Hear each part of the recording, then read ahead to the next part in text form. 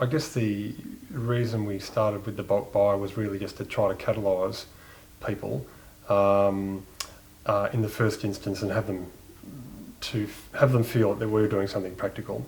I remember just asking how many people out of the 175 have got solar hot water, and there was, I can't remember, not many, no, 10, 15 people.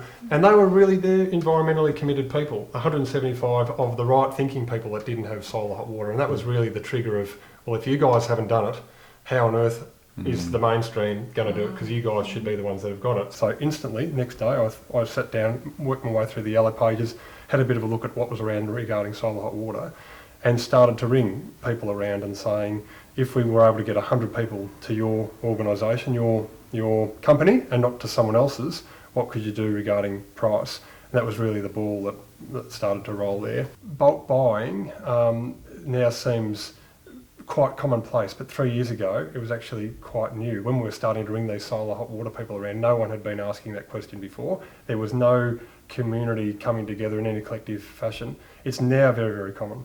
So I'd like to think that in some ways we really helped kick off this idea of bringing people together who all want roughly something, and an easy way to do it, and a way of using their collective pressure in a competitive marketplace way to try to get some, a renewable energy or energy efficient product.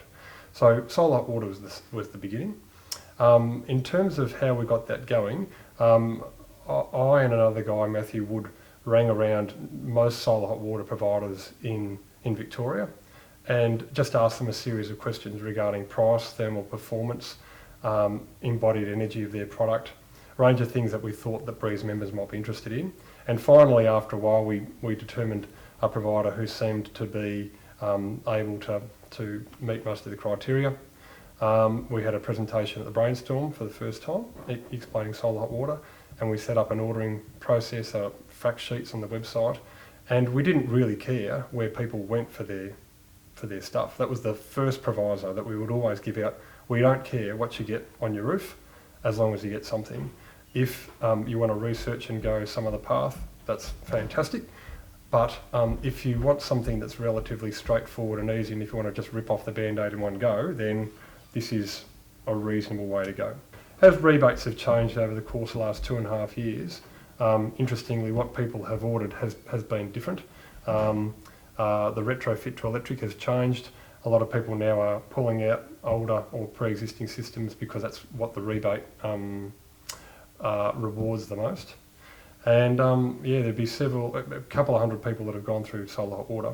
I think we've learnt just in the presentations that we give and the introductory sort of emails that we give people and the sort of promotional literature we give people, we've learnt to really, you've got to manage people's expectations because there are all sorts of delays that may occur. It's quite a lengthy process, particularly when we've been waiting for the government who have been slower than expected or slower than they originally published, getting the rebate applications approved and also getting rebate payments approved. It's the sort of thing that you think to yourself, really should do that. There's some government money there. Yeah, but we've got to do this, going on holiday, it's a busy week, I'll do it on Sunday, but you've got the family barbecue on Sunday, whatever. You never get round to it. So I would like to think, and I'm very confident, that we have actually enabled, probably 100 people to do this who wouldn't otherwise have done it. Yeah, for whatever reason. Yeah, just made it that bit easier, So given them the confidence to know that they're getting a good deal and things like that. So. I guess like lots of people these days, we were really concerned about global warming, and when my mother wanted to move back from Queensland to Victoria and come and live with us, and we were designing a little house for her, we thought we'd try and make it as environmentally friendly as possible. So we designed it in 2004, and so we went for lots of passive solar features, all those sorts of things, and we can see how it really works so well. It's north-facing and all the rest, lots of insulation. And she's already got a solar hot water system, and we were looking then at getting some PVs, but they were very expensive. This is back in 2004, and so we delayed putting them in, but the roof has been designed ready for them. And it's all north facing, it's on the right angle and all the rest of it.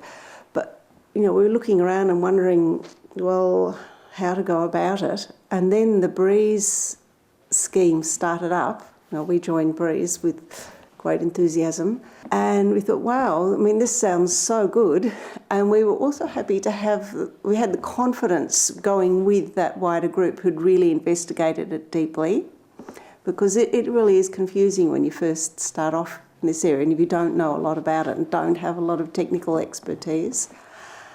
And so we were overjoyed. We've noticed here, compared with our house up there, which is the older style, how much it traps the winter sun here just from having all the north-facing glass, and it's all double glazed and all those sorts of things. Yeah, all that passive solar design thing really makes a huge difference. Yeah. When we look at the PV panel program, in the end, by the time that's finished, we're looking at about 300 panels on roofs. For me, the really important part of that program is normalising behaviour more than anything else. It means when I come across someone that says, no, solar electricity doesn't work, it's not possible, it can't be done, and I still meet those people, I should be able to go down any street in Ballarat and say, well, look, there's one there, there's one there, there's one there. So normalising behaviour and mainstreaming behaviour, I think, is something really important, and we often talk about it within Breaze. So while we've got to support our members that are early adopters, we've also got to find a way of integrating sustainability and this behaviour into everybody's lifestyle, so that we're not the gatekeepers of sustainability. Sustainability is something that everybody takes responsibility for. I've learnt an incredible amount doing this, actually, and I think we all have, and I think we've gained a lot of insights into all sorts of stuff. But the time that I came on board was just before things went off the rails, pretty much, in terms of the deals that we'd already got set up, the things that Nick and Bridget had got ready to go.